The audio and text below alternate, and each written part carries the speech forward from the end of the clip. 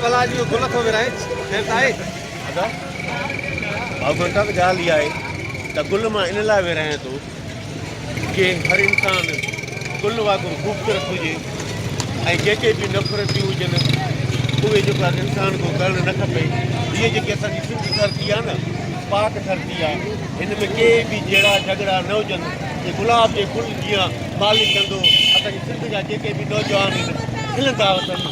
वाह वाह साईं वाह उस्ताद पर वाह बहितरीन तव्हां ॻाल्हि कई। इहा असांजे सिंध वासियुनि जे लाइ हिकिड़ो मैसेज आहे, न्यापो आहे त जेकॾहिं काश ईअं हर शख़्स ईअं मोहबत वारा इहे गुल विरहाए, गुलाब जा गुल विरहाए त हर इंसान जो मनु गुलाबनि जीअं टहिकी पवंदो ऐं नफ़रतूं ख़तमु थी वेंदियूं। जेकॾहिं असां गुलनि सां मोहबत कंदासीं त असां नफ़रतुनि खां परे थी वेंदासीं ऐं मोहबत हमेशह करणु घुरिजे। सुठी ॻाल्हि आहे, इंसानियत क़ाइमु करणु घुरिजे, नफ़रतूं ख़तमु करणु घुरिजनि।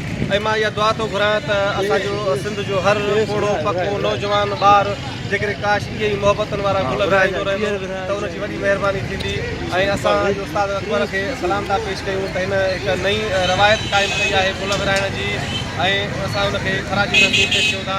वॾी महिरबानी तव्हां वरी पंहिंजा गुल विरहाईंदा रहो, दोस्तनि खे गुल ॾियो।